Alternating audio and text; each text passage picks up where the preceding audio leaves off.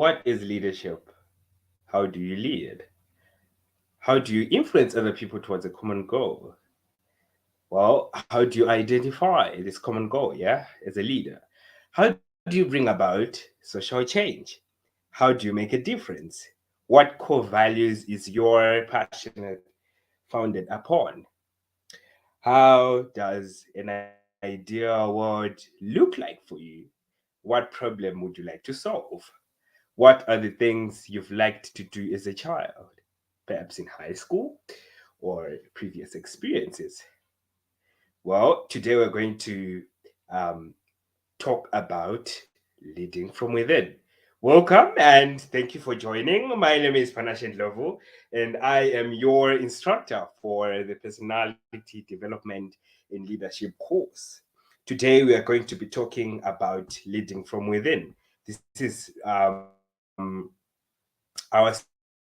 second module, which is a part of the four-part series of the modules that we are offering, right? So stay within zone, stay engaged, and follow through, yeah?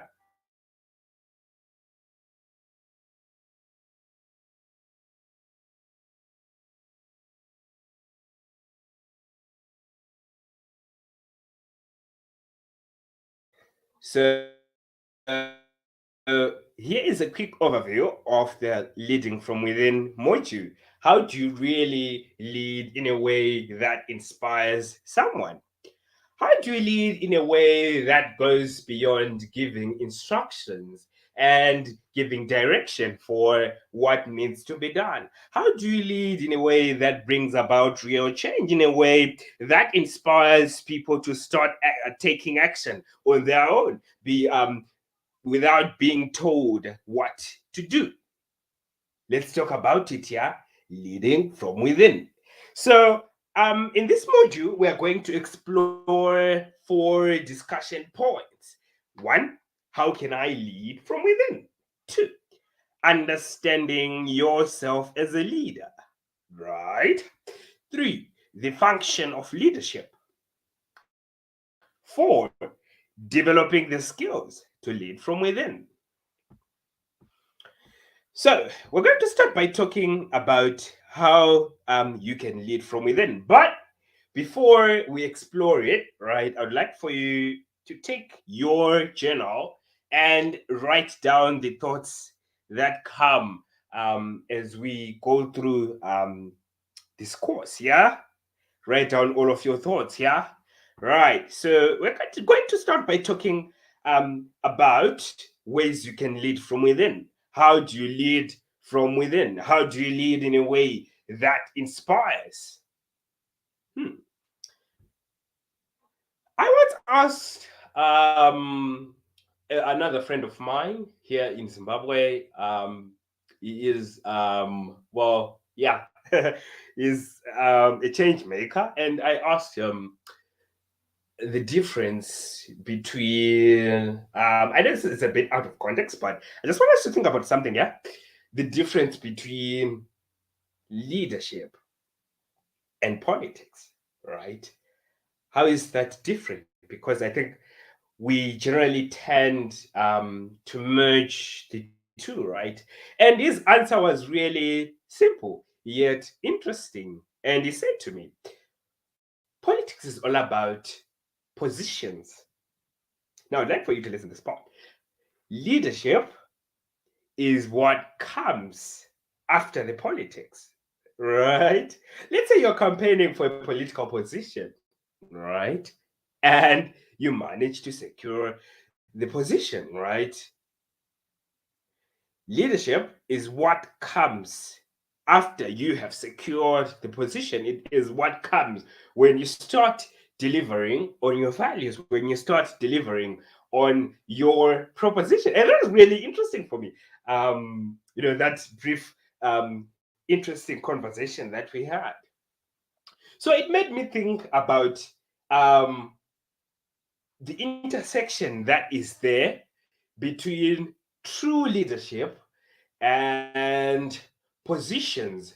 There are people who have positions, but they don't have, um, you know, the leadership, right? So having a position, right, a position of influence, right, is different from being a leader. And we're going to talk about what distinguishes a leader from a portfolio holder, right? So let's talk about how you can lead from within to start with, yeah? So let's start by defining leadership. What is leadership and what is leadership all about? What distinguishes, what defines a leader, yeah? Right. So leadership is the ability to influence people towards a common goal, right? So the hallmark of leadership is the ability to influence. But how do you really inspire someone? Well, it's really easy to note down this definition, yeah? Well, over the years, as I've grown as a leader, there is always this one thing that would always come to my mind because I would attend so many seminars, I would attend so many leadership programs, and we would be told about all of these theories. We would be told about leadership styles, we would be told about leadership theories, all of those things, right? But after each session, I would still remain with a lot of questions in my mind. I would keep on asking myself, right? I would have the content, I would have the material, but I would keep on asking myself, what is it that I really got from this program? I have notes, but how do I put that to reality? How do I apply that? That was the question that I had for so many years. But this was only until a certain point in time where I went through a journey of self actualization. I got to learn so many things about myself. I went through a journey of self reflection and self realization. Well, this was largely facilitated by writing, right? Just writing and reflecting on some of my experiences and really some of the things that are personal to me. But um, what I would mainly focus on was on the impact that each of those experiences had on me, right? How they inspired me and some of the values that I've drawn from those experiences. It was only until that point, right, where I got to know about my values, I got to know about my strengths, I got to acknowledge my weaknesses, the things that I cannot do. I got to acknowledge the limitations that I can have, things that I cannot do, right? And I learned to accept those. It was only at that point when I learned what it really means to be a leader. What I can tell you is that leadership is complex.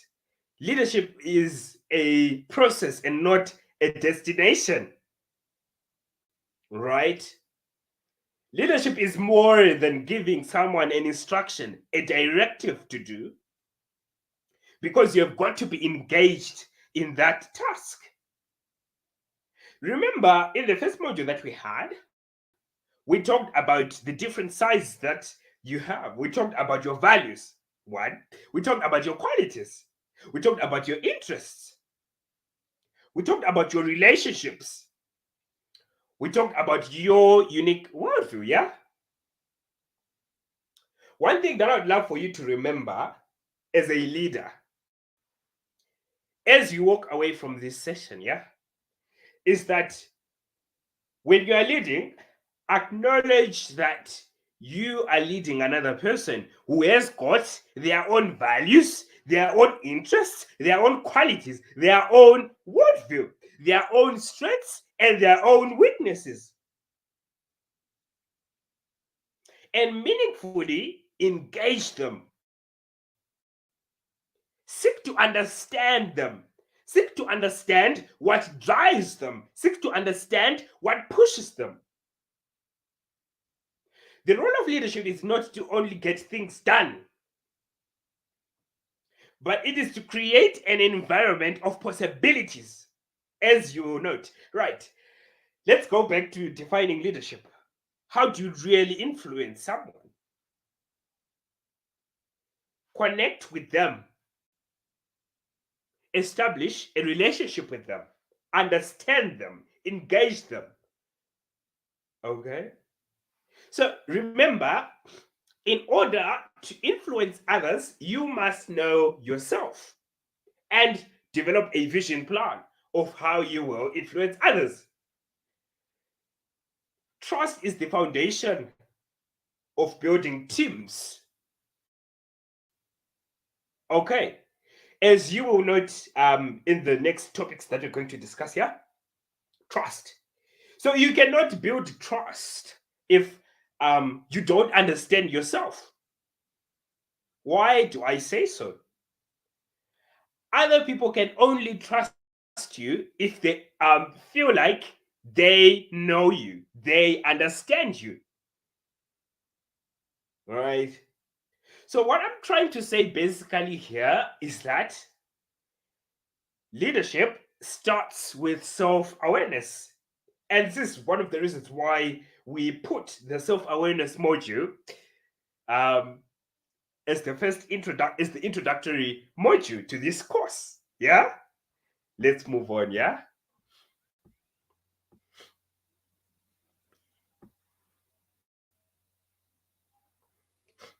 So, the big question, the elephant in the room, yeah? How can I lead from within? Well, two things that I would suggest. This is a very broad, complex, broad theme, broad topic, broad discussion that we can have here, right? And we can even, have a different course just to talk about leading from within. So what we have done for this module, we have compacted this information to give you a basic understanding of some of the practical ways you can start to lead from within. Yeah. I will suggest two ways. Yeah. One, understand yourself. Two, practice intentionality in your leadership.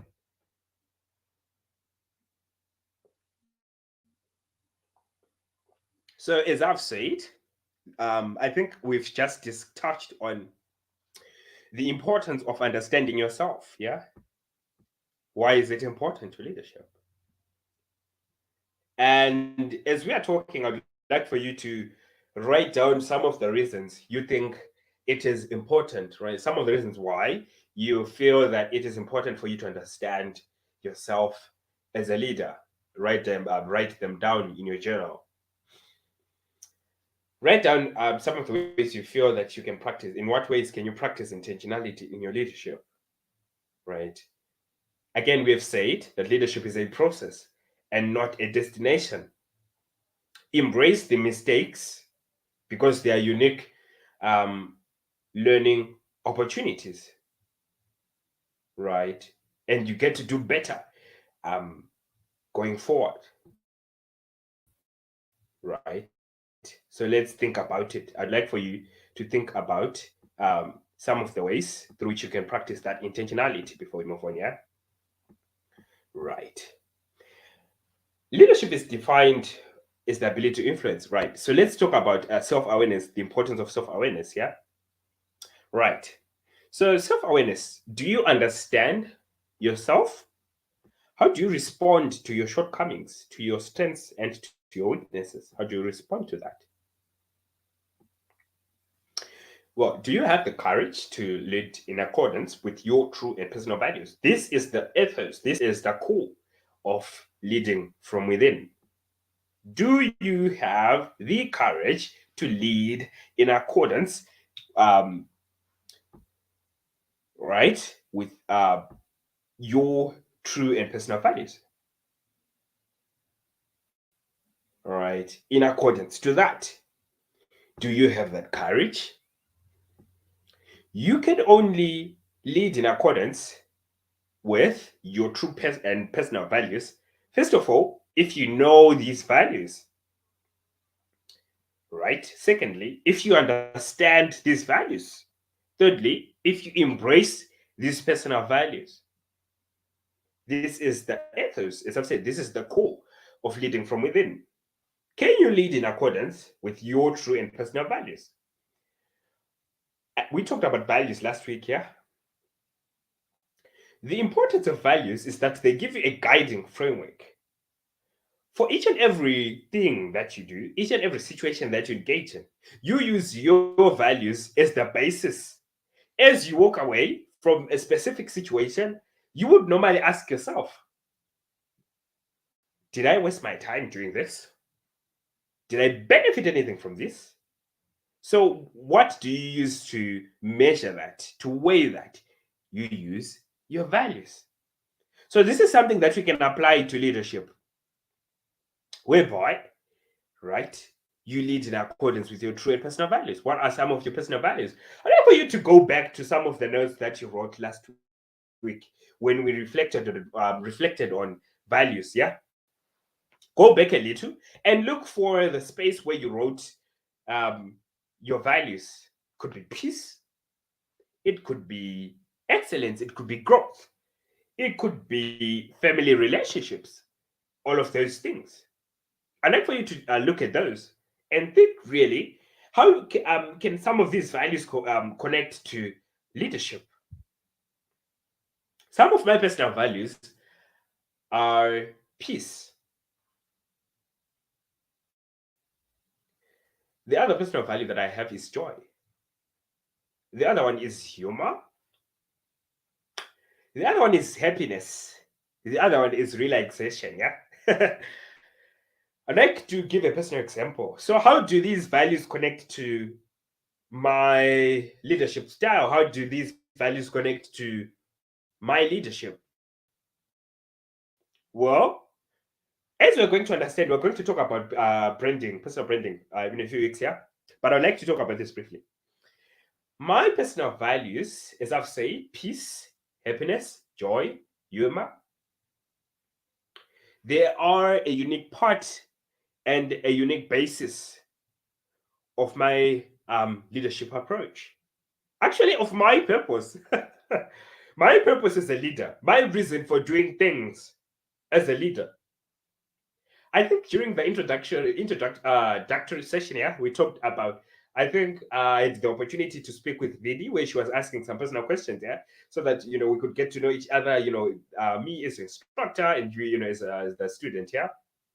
And I briefly talked about myself, my bio, my personal brand statement. This is my personal brand statement.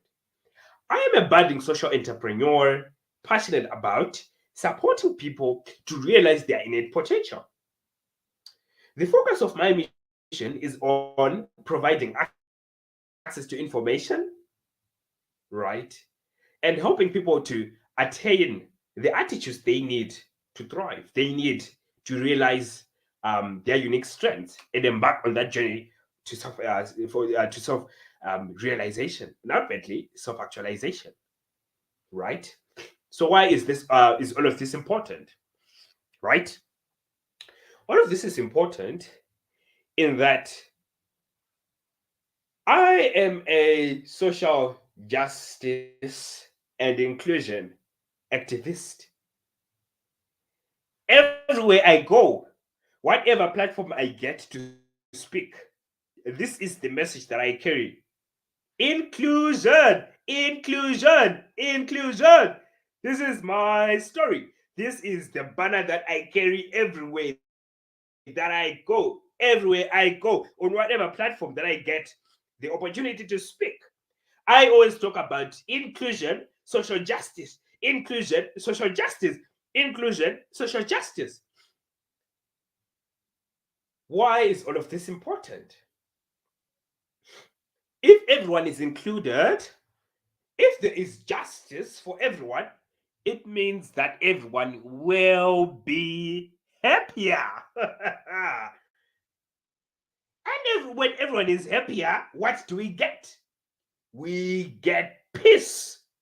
We get world peace.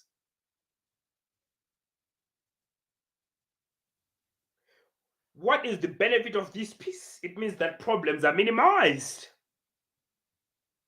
Okay. This is my vision. These are my values. But let's come back to me because I think we've broadened it. Yeah. I was trying to give you an example of how some of my personal values cascade into the work that I do. And one of the ways through which this is being manifested is through my project, the conscientization movement, where we focus on just that, social justice and inclusion. Let me come back to myself a bit. In everything that I do, the end result that I am looking for is peace. Will I be able to get peace from doing this? Right before I do something, I always ask myself this question: will I attain peace from doing this? Will I be happier? Will I get the opportunity to be more humorous, to laugh? This is my personal value. Right? This is the basis that I use.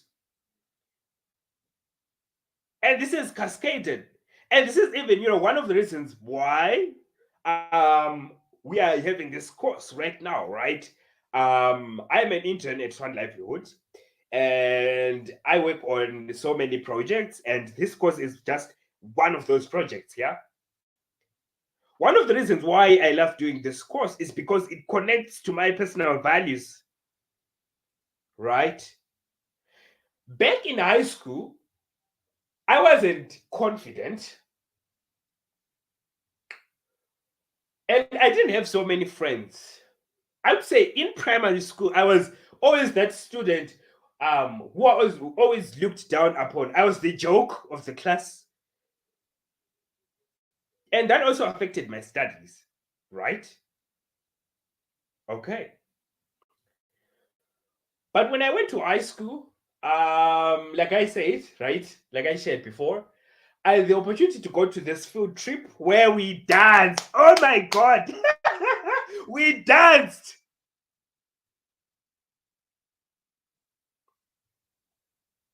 Right? As we engaged in the dancing, it was a traditional dance scene, right? I tied leg rattles. Unfortunately, I don't have them, but we tied leg rattles. Leg rattles are like rattles, yeah? But then you tie them to the legs so much that when you move your leg, a sound is produced. A sound is produced. So it was so interesting for me. Like I was just alternating to step my feet on the ground to produce that fretting sound. And that was oh my God, that was so fire, right? But it was not only that. As the rhythm coursed through my body, I felt an intrinsic form of self expression that I had never felt before. Right? Boom! An epiphany. Right? I got the opportunity to connect to my authentic self. Right? My authentic self thrives in those kinds of things. It thrives in things that come natural to me. It thrives in doing things that people might not understand. For example, that was traditional dancing that we were doing. And quite honestly, people don't do traditional dancing anymore that much. But I love traditional dancing because it makes me happy. So that scene, it connected me to my unique inner self that this is how I thrive. I should always be true to that. Right? That was the self-actualization. That was the turning point for me. What I learned, that I thrive in things that may be weird for some, but that's me. Right? So why is this important? Again, I talked about having a value of humor, right? In every situation, I just want to laugh. I feel like laughing, but it's not just the laughing.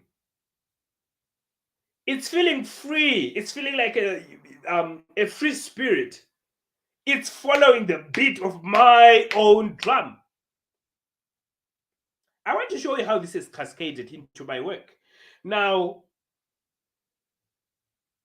I like doing public speaking because it allows me to engage with people. I like laughing. When I laugh in a room, like when I really laugh, right? People end up laughing. Maybe not because of the joke, but because of my way of laughing. And I get excitement and contentment from that because other people would have laughed, right? So you see, having a personal value that connects to some of the things, to broader themes, to broader things, right? So my love for people has inspired me to be a social entrepreneur. You see, I think I've tried to explain a bit. So it is very important for you to know and understand your true and personal values. Live in accordance with those, yeah? In accordance with those, yeah? So how does this connect to my leadership style? I can't really I self-identify as a transformational leader because when leading, I don't only want things to be hope for things to be done for goals to be achieved. But in that process, I'd like for the one who is completing the task to learn a new thing about themselves, to learn a new skill that they have, to realize their innate potential. That's transformational leadership. What does that mean? It means that they will also be happier, right? You see, that also connects back to my personal values, right? That is leading from within, leading in accordance, leading in a way that connects with your true and personal values. True and personal, values, yeah? With your true and authentic self, right? So, do you have the courage to acknowledge what you can't do and what you don't know? Remember, leadership it doesn't mean knowing what to do all the time. It means assuming the mindset of continuously learning and learning how.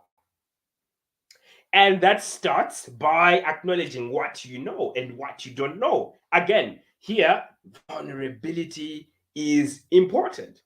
And I apply this lesson when I'm working with my members at the conscientization movement in our meetings. Our meetings are different, actually.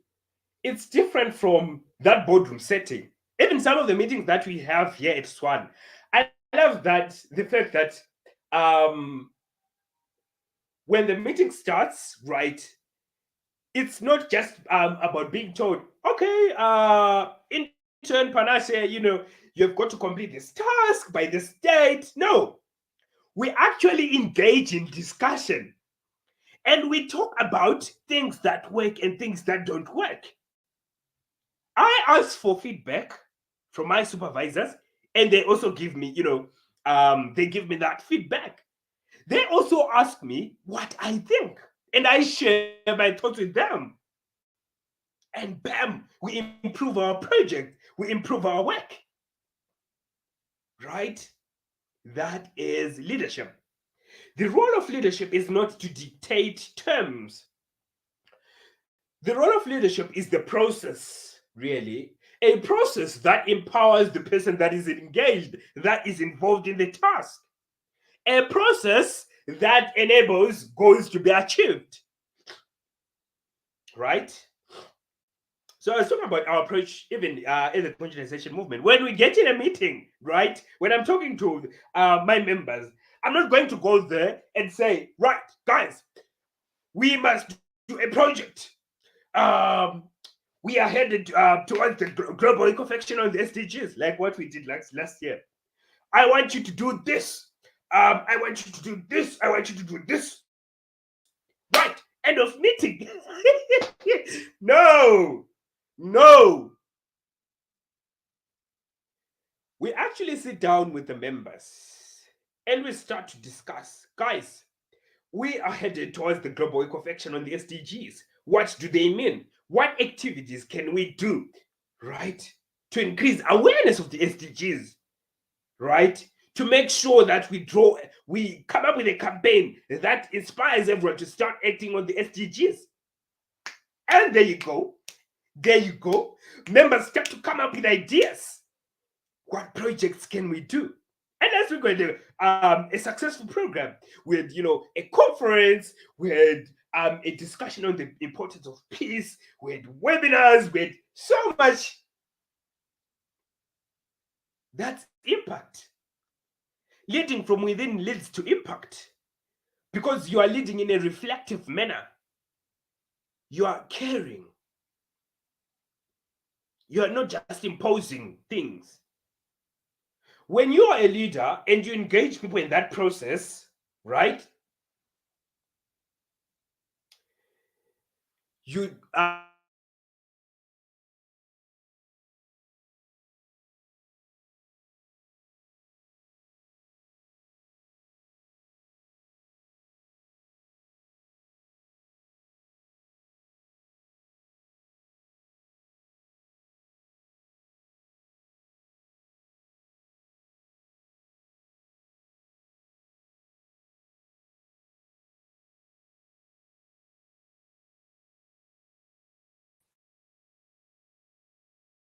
right. Sorry, I got cut off.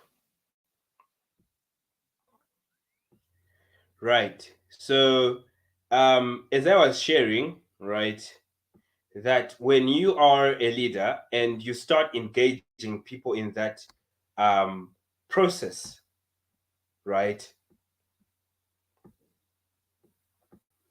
you start creating common goals. Remember, we talked about leadership being the ability to influence. It's an ability, it's a skill. Again, we're going to navigate this question. Are leaders born or are they made?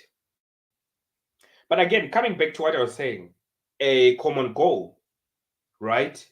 It is important for you to, first of all, articulate the common goal as a leader. Help your members, help your team understand the common goal. What is at stake? What is the problem that you'd like to solve? What goals would you like to achieve? As you continue to engage your members in that process, right? You start generating a common vision. How are you going to get there? How are you going to get to your goals? Right? As we continue to discuss, I'd like for you to think about what some of these things mean to you. What does leading within mean to you? From your own understanding, right? How do you define leadership? Let's start from there. Define leadership in your own terms. Right? I'd like for you to think about it for a while. Continue thinking about it. Continue thinking about it. Yeah. Yeah. Continue thinking about it.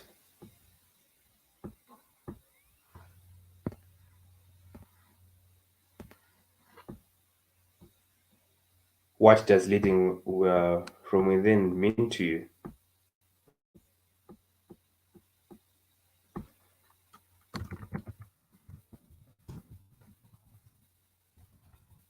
Think about it, yeah. Continue thinking about it. In what ways can I lead from within? In what ways? The question is, in what ways can I start leading in ways that achieve impact, that achieve real impact, in ways that are scalable, yeah? um, let's continue thinking about it.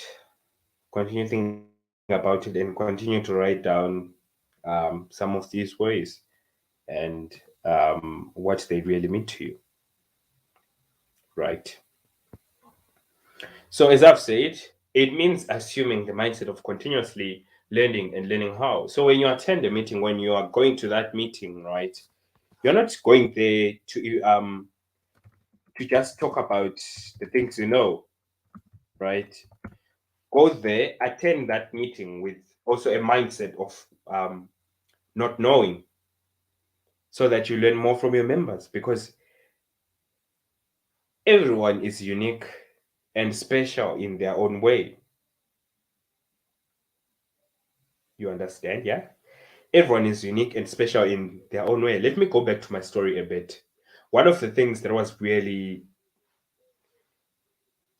for me, yeah, it was knowing that I could dance, yeah, and I enjoyed it and I loved it.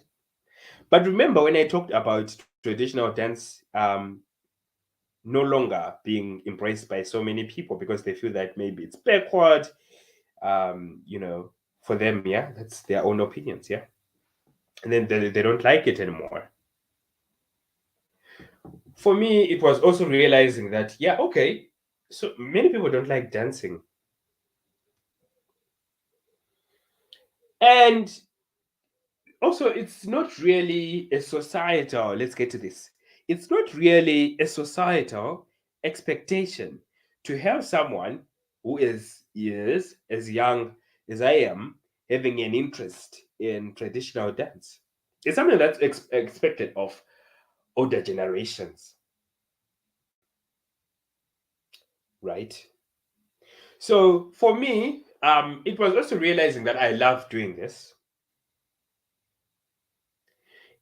It meant being different, is what I'm getting at now.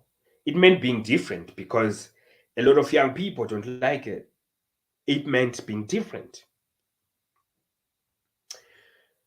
For me, let's go back to the dancing scene. Remember, I had tied the leg ratchets to my legs, but that was not only the percussion, the instrument, that was there. There were other drum beaters, there were singers, yeah. The result, drum beaters, um, the singers, and me with my leg rattles. Combined all together, the result was music. That was the realization that I had. We are all making different sounds, but the result is music.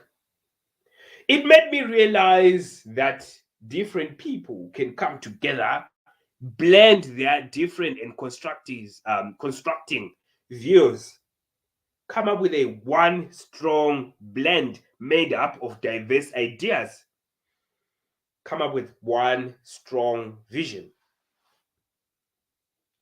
That also, made me relate to my own experience, that because I always, not having the confidence, always made me feel like I was a misfit in school.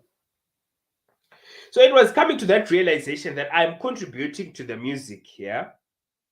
I'm being a part of it, right?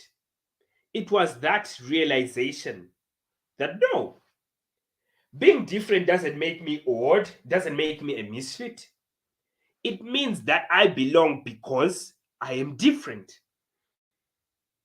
And that was it for me. Since then, I've become a part of diverse, like super diverse communities, you know.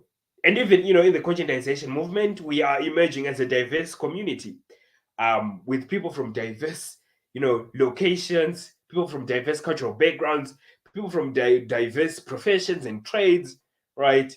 With people in tech, with people in the social sciences, right? So really, it made me realize that I belong because I am different. And that was it for me. So, the importance of understanding yourself, it means that you're going to be more intentional in the way that you do things because you understand why you're doing them, how you've come to be, and what that process could potentially mean, right?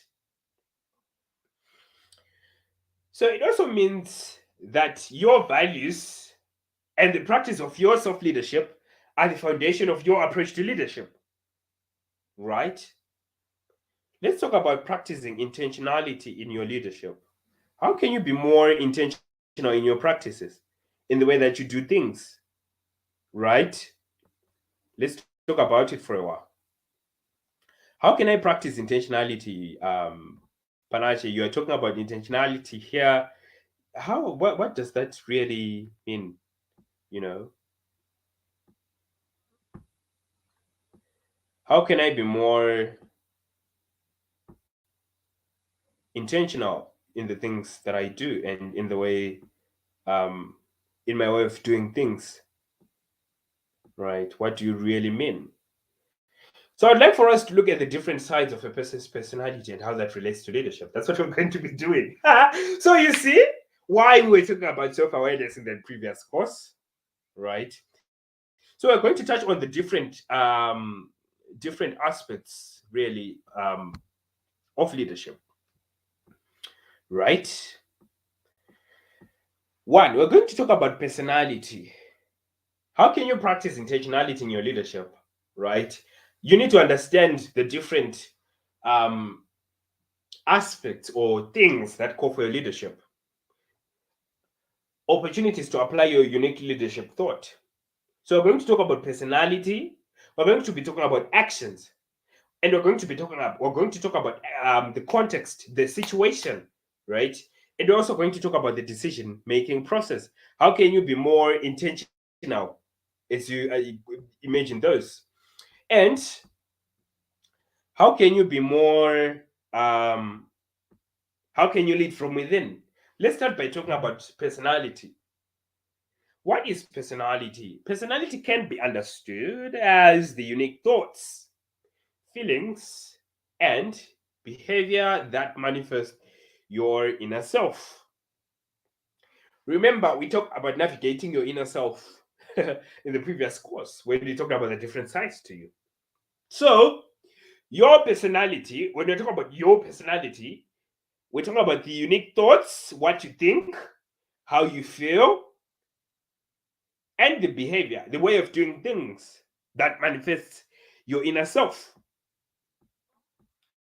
So the question is, how do you really, apply these in leadership? Yeah, how can you be a leader that, um, leads from within, right? While understanding their unique personality.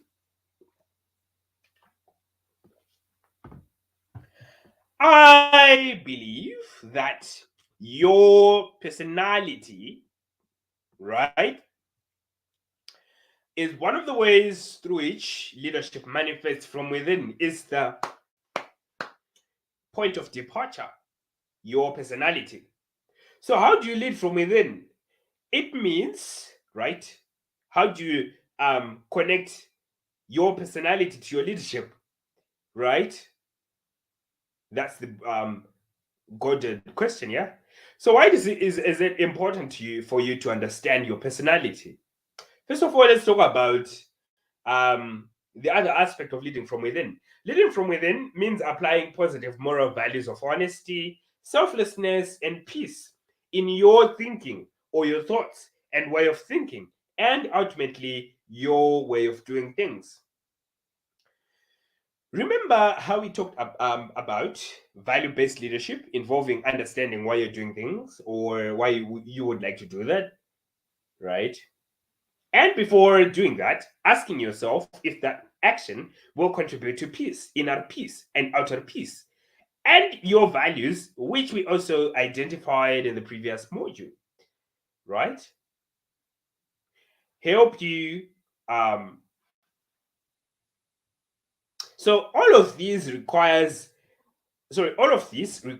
a deep, level of self-understanding, which is why it is important for you to understand your personality, the unique value proposition that you'd like to make to the world, right?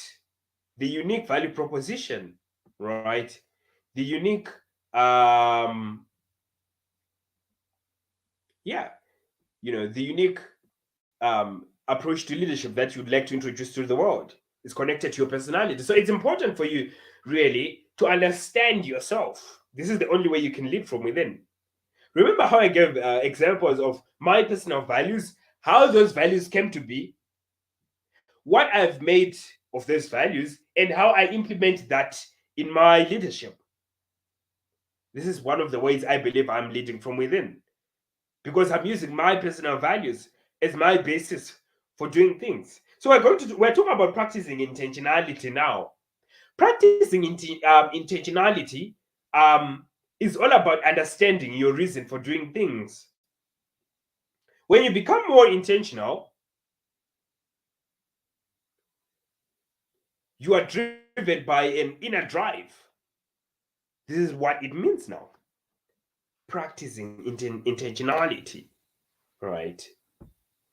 Let's talk about um, personality. Let's segue deeper into personality, right? So think about your unique personality. I'd like for you to think about your thoughts, write them down. What is your unique way of thinking? I'd like to write for you to write down some of your feelings and behavior that you feel that they manifest your inner self. Again, your inner self is complex because you can't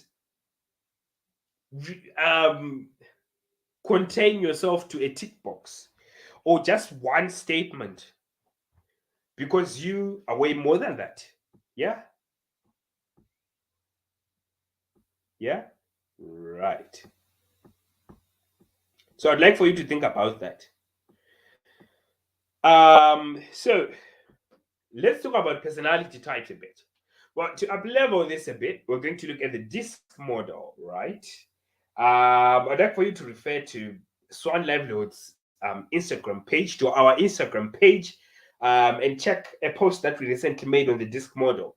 It will give you a glimpse of the disc model. But allow me to talk about some of the personality types a bit. DISC is an abbreviation that stands for dominance, influence, steadiness, and conscientious. Sorry, this is a tongue roller. Conscientiousness, right? So it represents some of the existing personality types, right? So let's start with dominance. Are you an assertive and decisive personality? Or are you someone who's influential, outgoing, and here we have outgoing and social personality? Are you someone who's steady? Here we have a calm, routine-based, and reserved personality. And lastly, we have the conscientiousness, yeah? And an analytical and systematic personality, right? So I'd like for you to think about that briefly. What what is my personality? What best describes me? Right? Take some quiet time to think about it. As I've said, why is this important? It is important for you to understand your personality, because you need to understand your personal values, your reasons for doing things. But it doesn't end there when it comes to leading from within. There's an element of morality in it, more positive moral values. Because when those intentions um, are selfish, when those intentions are not, yeah, are driven by selfishness, selfish motives, whereby you only want to benefit, you want to do things for yourself, things that benefit you only. You're no longer leading from within.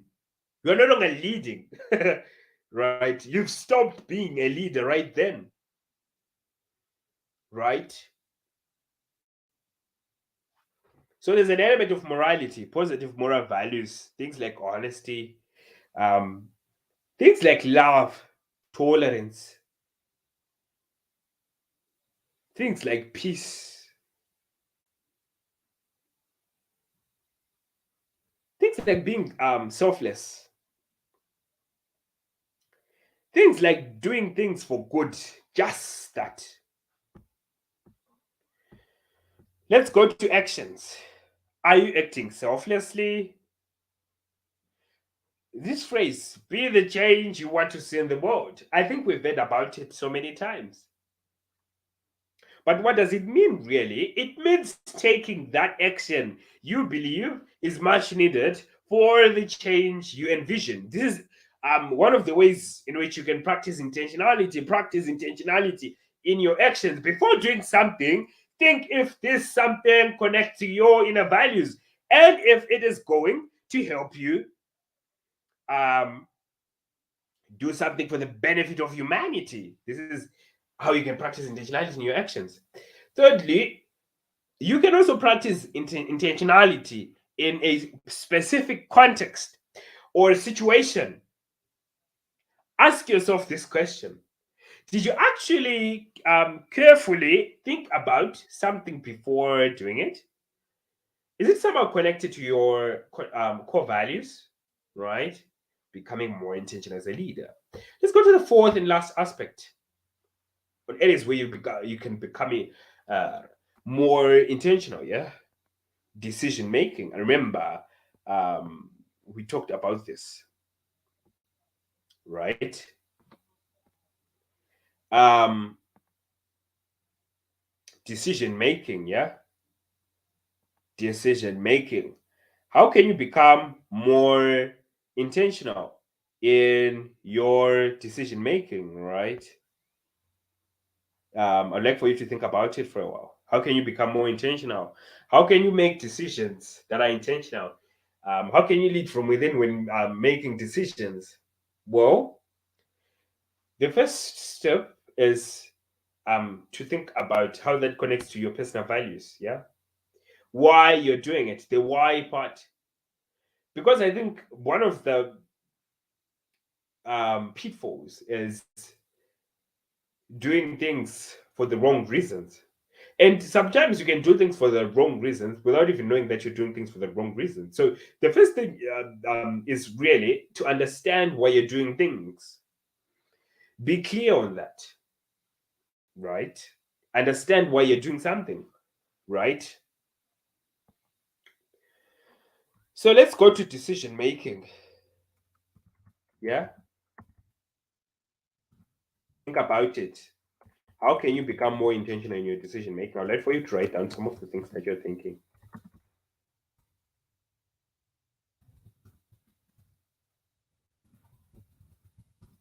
Yeah, think about it. So, how do you make decisions? Remember when we talked about when we had a discussion on defining what is good and what is bad? I will bring back this question to you. How do you define what is good? Right? What basis and standards do you use for that? Is it do you define something that is good on the basis of what society thinks? Hmm. What other people think? Right? Or is it about your moral values? Right? Or your set of core values? Right? So applying um, decision maker, I wouldn't say there's really, I don't know if it's there, but um, there can't be a super fixed formula for intentional decision making because you're going to come across different situations as a leader. You're going to come across unprecedented situations that you might have not known about, or you might not have expected, right? So ideally, you can't use the approach that you used previously, right? For that specific situation. Again, leadership requires systematic thinking, which is something that we're going to talk about in a future course, right? But how do you practice intentionality in your decision making as a leader, right?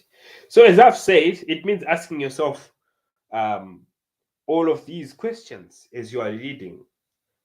Ask yourself this question: why am I doing this in the first place? One. Two, why is all of this important? Does this connect to my personal values in some way? You see now? So it's important for you to define why you're doing things, because now you're going to take a more informed approach when you're going to make your decision. Let's head to the second topic of our module for today: understanding yourself as a leader. Because for we talked about self-awareness as the first step to leading from within. So let's talk about ways by which you can, um, you know, lead, right? You can understand yourself as a leader, because you need to be self-aware because before you can lead. So why is it important to understand your own leadership style and approach? Two reasons that I believe are are important for you to understand your own leadership style and approach. One, it will help you to become more effective in your role. Two, it can help you understand and tap into your leadership potential, tap into your unique leadership thought. I've kept on referring to this term, your unique leadership thought. Remember, leading from within really involves a lot of self leadership and self awareness. So you can't lead from within without tapping into your unique leadership thought and approach. And you can't tap into your unique leadership thought and approach without knowing yourself, without knowing what makes you happy, without knowing what makes you sad, without knowing things about yourself, without knowing your skills, without knowing your strengths, without knowing your weaknesses. It is important. So leading from within draws from self awareness, it builds on that. I'd like for us to talk about leadership styles, right? Leadership style, understanding your own yourself as a leader. Let's talk about leadership style. Leadership style is about how a leader acts when they are leading. This is about how they behave when articulating the common goal. Remember when we talked about being intentional and always asking why? Well, this is where it really counts. This is also about how they behave when establishing common ground for vision building. In future courses, we will talk about leadership in complex situation. Right, this is a new, an emerging leadership style. It's called complexity leadership. Right. So let's come back to leadership styles. Your leadership style is also about how you behave when setting up systems to attain this vision and the strategies which you put in place. It's also about how you execute core responsibilities, how you behave when solving problems and resolving conflicts in teams. And it's also about how you behave when inspiring purposeful action through empowerment.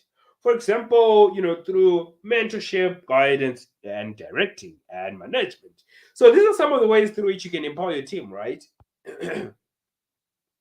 I'd like for us to segue into some established leadership styles.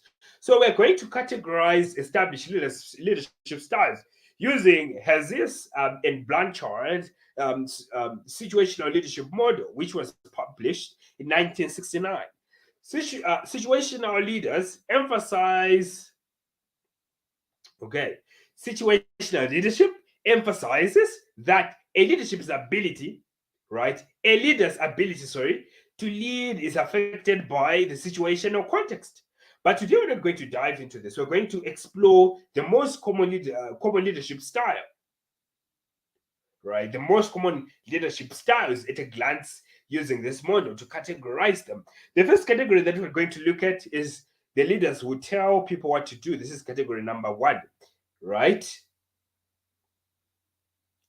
Right. Category number one. The leaders who tell people what to do. So which styles can we put under this category?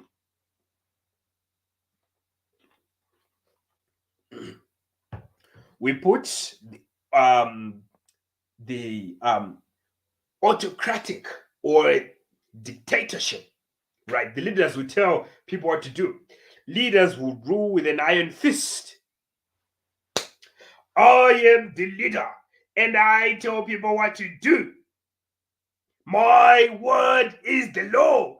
I am the law. This is dictatorship, yeah? Autocratic, yeah? Leadership, yeah?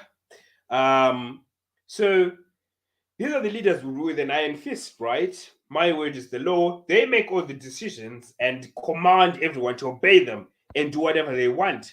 We've probably seen and heard of these leaders in the past. Some have named the likes of Adolf Hitler and Joseph Stalin, right? Let's talk about the second category of leadership. Leaders who engage people to be a part of a vision. Transformational leadership. Let's talk about the third category, yeah? The leaders who facilitate. Leaders who empower their team members to play an active role in achieving goals. What are some of the leadership styles we can put under this category? Delegative leadership, participative leadership. And some of the other leadership styles to think about. We have transactional leadership, servant leadership, ethical leadership. So what can help you? What can help determine your own leadership style is asking yourself this question. First of all, what are you trying to achieve? Right?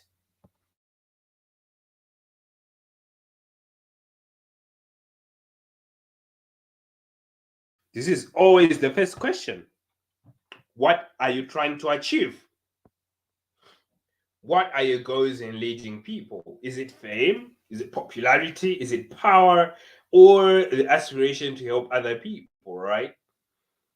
Ask yourself this question to determine your leadership style and reflect on them. Let's look at leadership theories, right?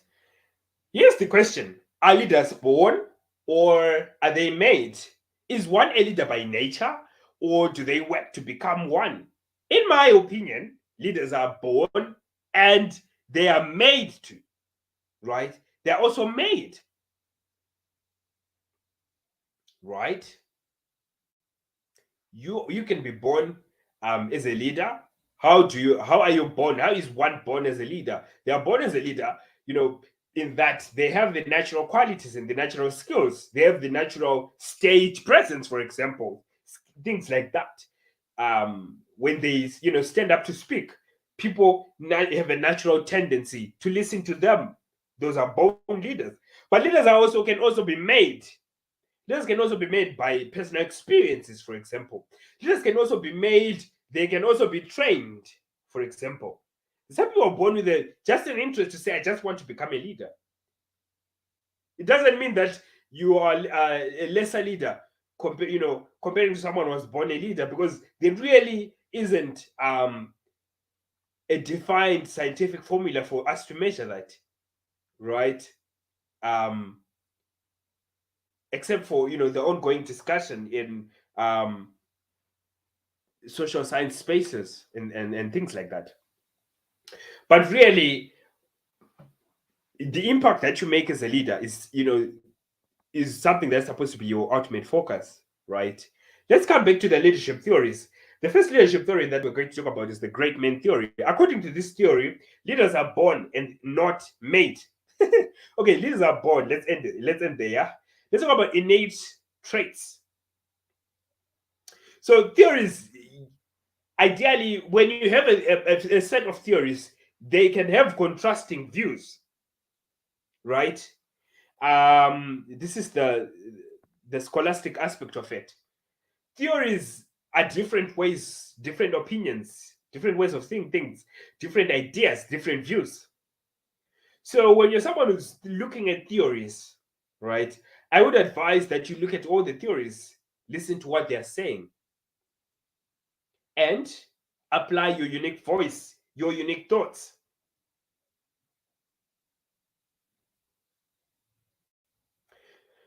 One of our goals with this course here at Swan Livelihood, this personality and development leadership course, is to help you have your own voice, your unique voice.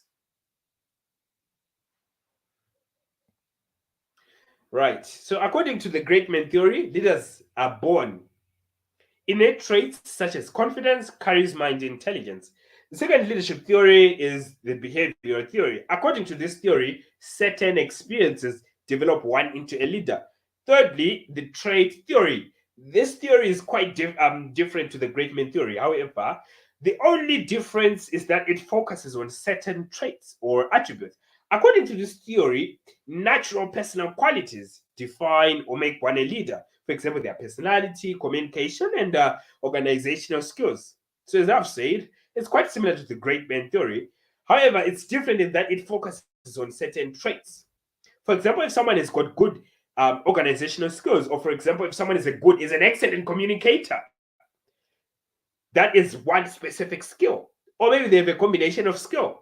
But we're saying when you're applying this theory, we're focusing on specific aspects of that person, which is different from the great man theory, which argues that all of the aspects of that person they make that person a leader.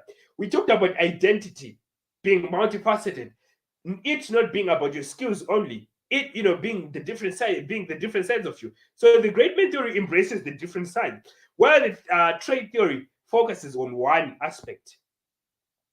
Let's talk about the third topic that we're going to look at. Let's talk about the function of leadership. What is the role of leader? Is it giving people instructions? Is it sitting? Um,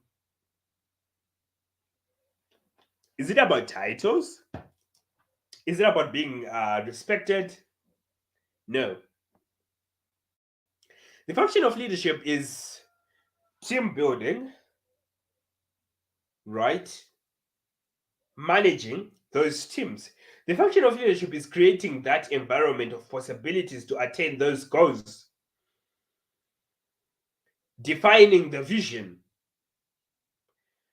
Let's talk about team building. A strong aspect of leadership is making meaningful relationships and building trust, building relationships. So it is important for you to understand how you can do that. You build relationships, right, by building trust, right? Building trust. What are some of the ways by which you can build trust? Because you can't have a relationship where there's no trust. You have to start by building trust. Build trust in a relationship. For the next 2 minutes, I'd like for you to think about trust, the word trust. I'd like for you to write down what it means to you. What does trust mean to you? I'd like for you to think about all of the words that come to your mind when you hear the word trust. What does trust mean to you? What does the word trust mean to you? What is trust? Do you trust yourself? Do you trust yourself? If you don't trust yourself, do you think that your members will trust you? Do you think that your team will trust you? Write down those words and think about it. Think about what trust means to you, yeah? What is trust? How can you build trust in a relationship? How can you achieve trust? How can you build trust? So for this, we're going to look at the trust building triangle from the Harvard Business Review, right? How can you build trust, right? So here's the trust building triangle, which we have adapted from the Harvard Business Review. One, authenticity. Remember, at the beginning of this session, I talked about the importance of self-awareness, because your members, your team cannot trust you if they feel that they don't know you. They have to feel like they understand you. But it's not only about them feeling like they understand you, it's about them understanding you for sure. Right? So this is the authenticity part. I experience the real you. The real you. I feel like I know the real you. This is how you can trust. You can build trust in a relationship, yeah? Logic. I know you can do it. Your reasoning and judgment are sound, right? So how can you work at this as a leader? You have to capacitate yourself with information. Information. Be an informed leader, right? Be an informed leader. Be an informed leader. Capacitate yourself with information. Seek to learn new things every day. Be well read. This is the only way you can build trust. People have to feel that you know what you're talking about. Okay, this is the logic aspect. Let's talk about empathy. I believe you care about me and my success. So, building trust is not just about saying, oh, well, hi, team members. Well, I'm your leader. I trust you. I trust in your capabilities. But it's also about relationships, building strong relationships with your members. Yeah. So relationships are the strong foundation of a strong team. In order to build a strong relationship, you need to build trust within your team. Your team members need to feel that you trust in their potential and ability to deliver. Let's talk about the second team building tool, value addition. Look for ways to add value. This could mean being a friend when a team member needs one, offering your time to listen to their story and help them meet some of their needs when you're able to. Let's talk about conflict resolution at a glance, right? Building better relationships, yeah?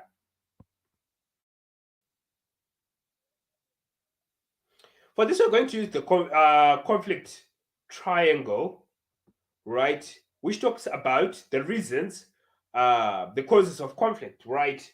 The first nugget is attitude, right? Attitude, perception. How do you see yourself, right? Do you understand yourself? How do you see yourself? How do you see others? How do you see your situation? It is important for every leader to have conflict resolution skills. So if our attitudes become too negative, right? Or what we can call in the field of conflict resolution, what we call destructive behavior, active destructive behavior. If your attitudes become too negative or uncompromising, right, you fuel the conflict. There's what we call latent conflict, right, in the field of conflict resolution. Latent conflict. Latent conflict is where a conflict has not yet been manifested, right? At this stage, people have got differences and they are aware of these differences, but there's no triggering event. There hasn't occurred a triggering event to cause this conflict to manifest. So, your role as a leader, you must be aware of a conflict while it's still in its latent stage. The only way you can figure out a conflict while it's still in its latent stage is by understanding existing differences, things like worldview, things like different perspectives. Now, your role as a leader, before that latent conflict even emerges, you must by all means try to reconcile these differences. Help everyone understand that you are all working towards the same goal, right? We talk about behavior. Now, the second reasons. We say that behavior can be constructive or destructive, active or passive, right? Um, People behave according to their attitude, right? So it's different because you can't really just say, remember, we've been emphasizing a lot about self awareness. You can't just walk up and say, wake up and say, I'm going to do this without having a reason to do it. So, what I'm trying to get at here is that your behavior, right, um, starts with the attitude, your ways of thinking, some of your ideas, some of the things that you think about. So it is important for you to be aware of these things because if you are unaware, they're just going to spiral. You're just going to end up doing some of the things that are just unbecoming because you don't have an awareness of your own values, right? So people behave according to their attitudes. Now let's talk about context, the situation, the specific situation. I was thinking about it last night. Context. What does it mean really? Context. Story. This is the context now. What is the story at hand? What is the story? Story sharing requires listening skills. You need to have listening skills as a leader and tap into that. Yeah. Right. So, why is it important to understand the conflict causes of conflict and how to potentially resolve them? Well, conflict is normal and unavoidable. So, the important thing, especially in human interactions, conflict is almost always inevitable. It's bound to happen. So it's having a conflict resolution skills is an indispensable skill you can have as a leader. The important and defining trait for leaders is how they will approach these conflicts. Will they reflect on them in a bad way, or they will look at them as an opportunity to change something that is no longer useful or helpful, right? So look at a conflict as something that is positive. Conflicts show us that something can no longer continue going in the way that it used to go. There needs to be change. So you need to approach conflict as an opportunity. Approach and engage others constructively. Try to have an understanding and awareness of their unique worldview. The role of leadership, as I've said, is to create an environment of possibilities through process improvement and change management. So conflict resolution is important. Let's head to our concluding reflections for today.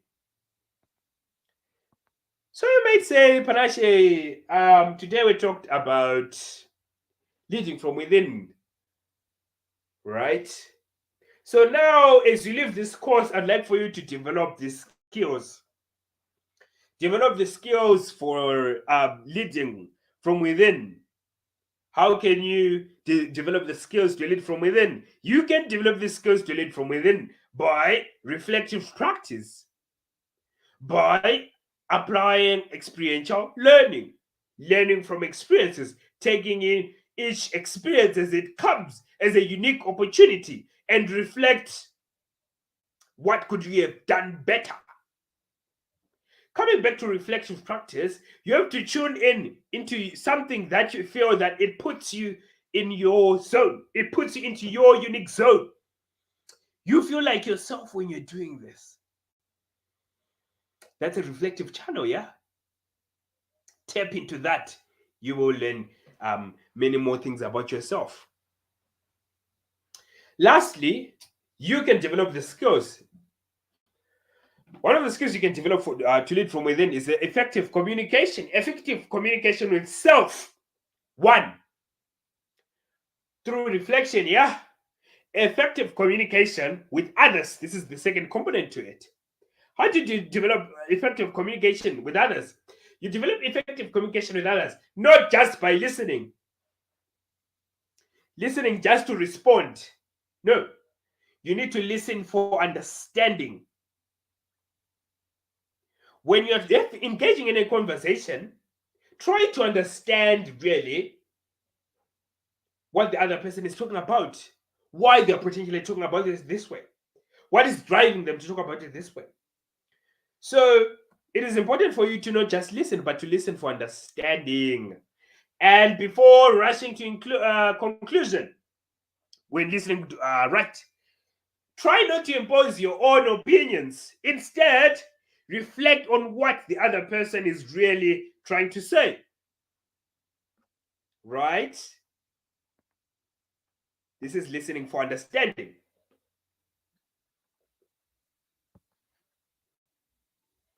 Right. So today we talked about leading from within. Right? And thank you so much for joining and for staying this long. In the next module, we're going to look at building a brand. This is our next module. And in building a brand, we're going to look at self-leadership. How do you tap into your unique style? We're going to look at communication models. We're going to look at purposeful communication. Why is it important for you to have these communication skills? Because you're going to need them in networking. You cannot build a brand without a strong network. You need a strong network. Your network is your support group as you're building that brand. So, we're going to talk about communication skills, networking skills. How do you network? How do you build relationships with networking? And lastly, we're also going to talk about team branding. How do you build a brand as a group? Building a brand is going to focus on you, the brand that you'd like to build. But before we segue right to the last module of this course, which is personal branding, we'll talk briefly about personal. We're going to talk about team branding because in this course there is a strong leadership aspect to it, while we emphasize on a strong self-awareness aspect. So we're going to help you identify some of the ways through which you can build a brand for your group. So I hope that today's course has been beneficial to you, right? Write down some of the reflections that you have from this course. Think about some of the ways you can start leading from within. Some of the ways you can be intentional. Leadership doesn't start at speaking at events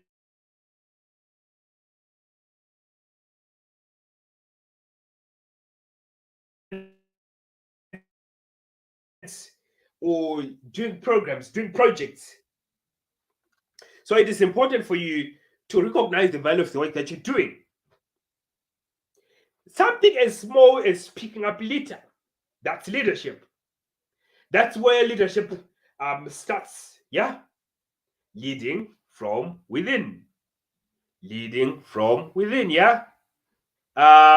So I hope that our discussion has been helpful for you, and you have been able to navigate some of the ways through which you can lead from within going forward. I wish you all the best in your leadership journey, and I hope that you can also join me as we look at the next module in this course, Building a Brand. Hope you had a good time. Thank you, and I hope that you've benefited. All the best and warm regards.